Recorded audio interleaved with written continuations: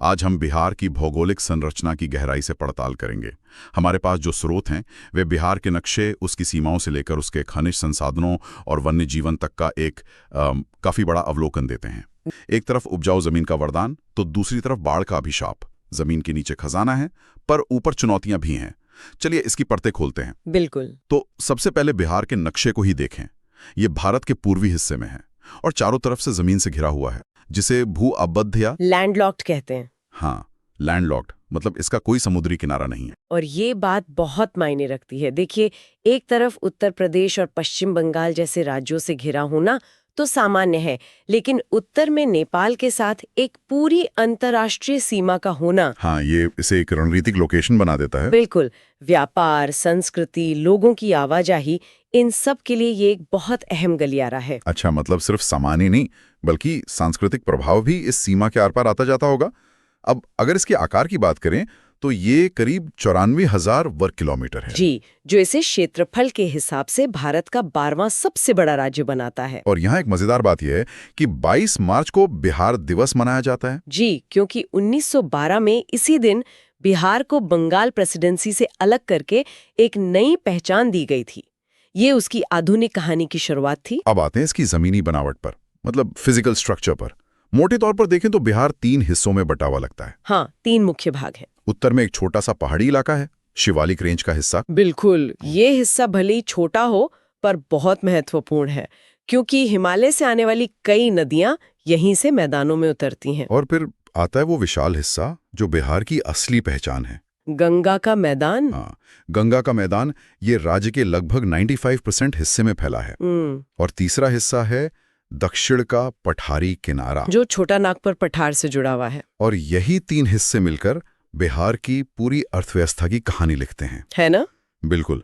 विशाल मैदान खेती और घनी आबादी का केंद्र है। उत्तर के पहाड़ नदियों का स्रोत हैं और दक्षिण का पठार, जैसा हम आगे देखेंगे, खनिजों का भंडार है। यहाँ एक गजब का विरोधाभास है। एक तरफ तो बिहार की सबसे ऊंची चोटी है पश्चिमी चंपारण में सोमेश्वर किला, 874 मीटर पर। लेकिन अगर पूरे राज्य को देखें तो उसकी औसत ऊंचाई समुद्र तल से सिर्फ 53 मीटर है। और यही आंकड़ा, ये 53 मीटर, यही बिहार की सबसे बड़ी चुनौती की जड़ है। ऐसा क्यों? देखिए, 53 मीटर की औसत ऊंचाई का मतलब है कि जमीन लगभग सपाट है, बिल्कुल फ्लैट। इसलिए जब हिमालय से नदियां तेजी से नीचे आती हैं तो इन मैदानों में पहुंचकर उनकी रफ्तार एकदम धीमी हो जाती है और वो फैल जाती हैं। बिल्कुल, और वो फैलकर बाढ़ का रूप ले लेती हैं।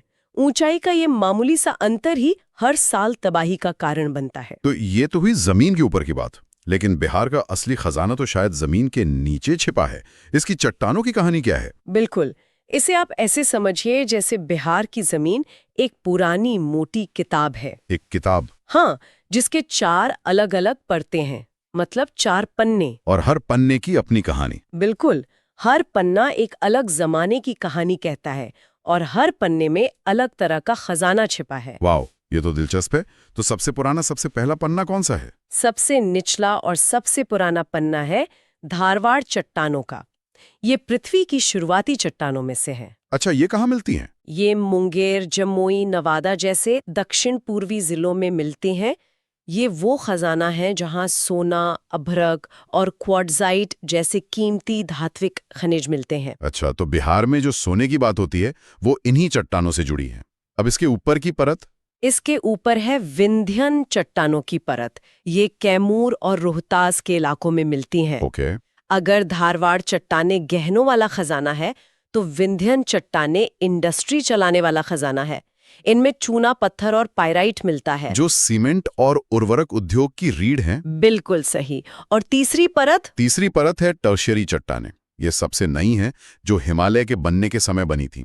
ये सोमेश्वर की पहाड़ियों में मिलती हैं। और भूवैज्ञानिकों का मानना है कि इन चट्टानों में पेट्रोलियम और प्राकृतिक गैस मिलने की मजबूत संभावना है। और सबसे ऊपरी परत तो फिर वही मिट्टी होगी जिस पर हम चलते हैं। हाँ, सबसे ऊपरी और सबसे नई परत क्वाटरनरी है।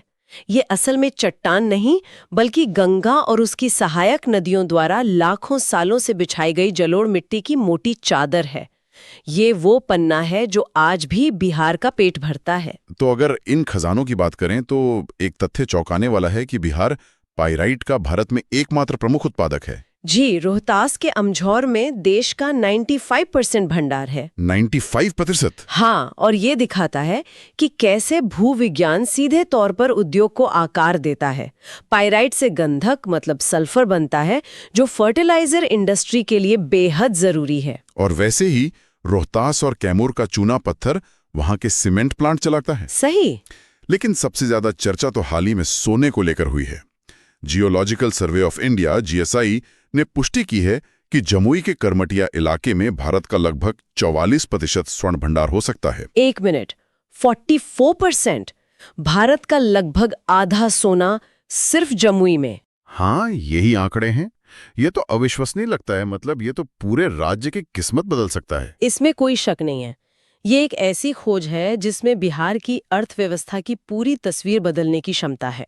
और सिर्फ सोना ही क्यों, नवादा और जमुई का रूबी अभ्रक भी तो है। हाँ, वो तो दुनिया भर में अपनी क्वालिटी के लिए मशहूर रहा है। ये इतना शानदार होता है कि धूप में माणिक की तरह चमकता है, इसीलिए इसे रूबी कहते हैं। और तो और गया में यूरेनियम जैसे रणनीतिक खनिज की भी संभावना है। जी।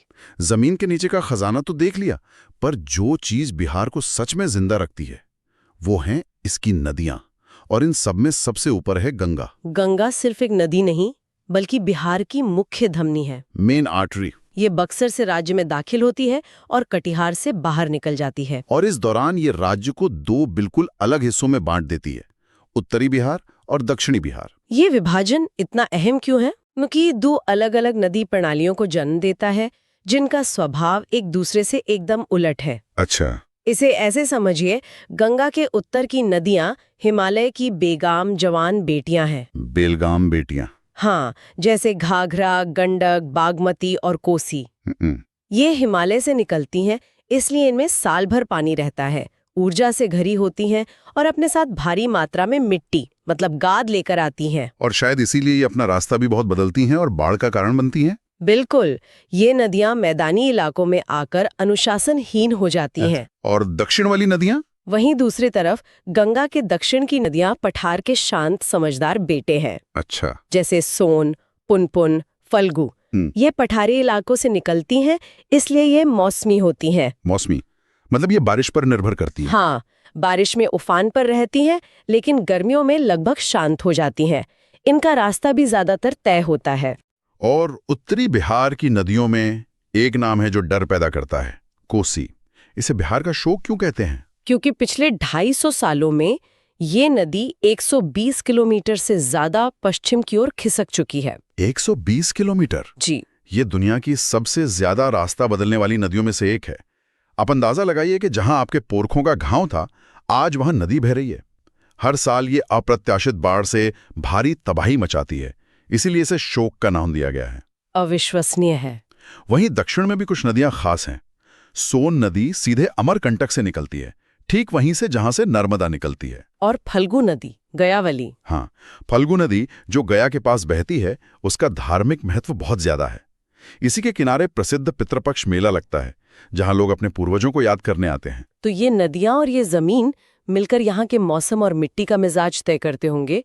यहाँ की जलवायु कैसी है? देखिए, बिहार की जलवायु को तकनीकी तौर पर उपोष्ण कटिबंधीय मानसूनी कहते हैं, CWG क्रॉग। ओके।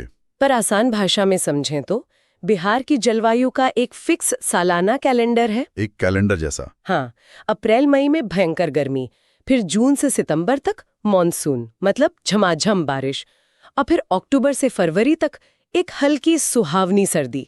इसी साइकिल पर यहाँ की पूरी खेती और जीवन टिका है। और बारिश का क्या हिसाब है? क्या पूरे राज्य में एक जैसी बारिश होती है? नहीं, इसमें काफी अंतर है। सबसे ज्यादा बारिश होती है उत्तर पूर्वी कोने में, किशनगंज जिले में। ऐसा क्यों? ऐसा इसलिए क्योंकि बंगाल की खाड़ी से आने वाली मानसूनी हवाएं सबसे पहले वहीं टकराती हैं और अपना सारा पानी बरसा देती हैं। और यहाँ एक और अनोखी बात है, गया जिला बिहार का सबसे गर्म और सबसे ठंडा दोनों है। ये कैसे हो सकता है? ये महाद्वीपीय प्रभाव के कारण होता है। क्योंकि गया समुद्र से बहुत दूर है, इसलिए यहाँ जमीन गर्मियों में बहुत ज्यादा गर्म हो जाती है और सर्दियों में बहुत ज्यादा ठंडी। बिल्कुल, पानी के पास के इलाकों में तापमान इतना नहीं बदलता। और इस मौसम और नदियों का मिट्टी पर क्या असर हुआ है? सुना है यहाँ जलोढ़ मिट्टी बहुत है। लगभग 90% बिहार जलोढ़ मिट्टी पर ही बसा है, और ये भी 2 तरह की है। अच्छा। हाँ, इसे याद रखना बहुत आसान है। नदी के पास के निचले इलाके, जहाँ हर साल बाढ़ का पानी पहुंचता है, वहाँ नई और ताज़ी मिट्टी जमा होती है। इसे खादर कहते हैं। और ये बहुत उपजाऊ होती होगी? बहुत ज्यादा। और नदी से दूर के ऊंचे इलाके, जहाँ बाढ़ का पानी नहीं पहुंचता, वहाँ की पुरानी मिट्टी को बांगर कहते हैं। खादर और बांगर, ठीक है। तो इस विविध भूगोल में जंगली जीवन भी तो फलता फूलता होगा। निश्चित रूप से। बिहार का एकमात्र राष्ट्रीय उद्यान, वाल्मीकि राष्ट्रीय उद्यान, पश्चिमी चंपारण में है। नेपाल की सीमा से लगा हुआ? जी बिल्कुल। और यह बिहार का वाइल्ड हार्ट है। यहाँ एक टाइगर रिजर्व भी है, और यहाँ बाघ के अलावा एक सींग वाला गैंडा, तेंदुआ और भालू भी मिलते हैं। और मैंने डॉल्फिन अभयारण्य के बारे में भी सुना है। हाँ, वो तो भारत का गौरव है। भागलपुर के पास विक्रमशिला गांगेय डॉल्फिन अभयारण्य एशिया का अपनी तरह का इकलौता सैंक्चुरी है। इकलौता? जी, ये गंगा नदी में रहने वाली डॉल्फिन के संरक्षण के लिए बनाया गया है, जो हमारा राष्ट्रीय जलीय जीव भी है। एक और नाम अक्सर सुनने में आता है, कांवर झील। कांवर झील बेगूसराय में एक अद्भुत जगह है। ये एशिया की सबसे बड़ी गोखुर झील है। Oxbow lake? मतलब? नदी के रास्ते बदलने से बनी झील। बिल्कुल।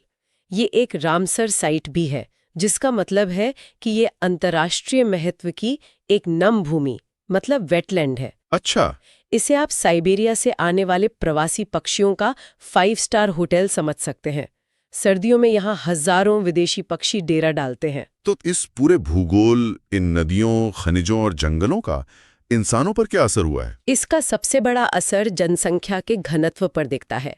2011 की जनगणना के अनुसार बिहार का जनसंख्या घनत्व 1106 व्यक्ति प्रति वर्ग किलोमीटर था, जो भारतीय राज्यों में सबसे ज्यादा है। जी, सबसे ज्यादा। इसका सीधा संबंध उपजाऊ मैदानों से है ना? जहां जमीन सोना उगलेगी, वहां लोग तो बसेंगे ही। बिल्कुल। ये कोई इत्तेफाक नहीं है। उपजाऊ जमीन और पानी की उपलब्धता ने हमेशा से यहाँ घनी आबादी को सहारा दिया है। यही वजह है कि 10 करोड़ से ज्यादा की आबादी के साथ ये भारत का तीसरा सबसे बड़ा राज्य है। और साक्षरता दर? साक्षरता दर की बात करें तो ये 61.8% है, जिसमें रोहतास जिला सबसे आगे और पूर्णिया सबसे पीछे है। तो अंत में अगर हम सब कुछ एक साथ रखकर देखें तो क्या तस्वीर उभरती है? तस्वीर ये है कि बिहार संभावनाओं और चुनौतियों की भूमि है। इसके पास उपजाऊ मिट्टी, पानी और खनिजों का अथाह भंडार है। लेकिन साथ ही बाढ़ और कभी-कभी सूखे जैसी प्राकृतिक आपदाओं की चुनौती भी है। बिल्कुल। अगर इन चुनौतियों का सही प्रबंधन कर लिया जाए तो कृषि और खनिज आधारित उद्योगों के विकास की अपार संभावनाएं हैं। तो मतलब ये है कि बिहार विरोधाभासों की भूमि है। यहाँ उपजाऊ मैदान है जो समृद्धि भी लाते हैं और हर साल बाढ़ का संकट भी। यहाँ जमीन के नीचे विशाल खनिज संपदा है जिसका अभी पूरी तरह से उपयोग नहीं हुआ है। और आज की हमारी चर्चा से एक अंतिम विचार उभरता है। बताइए।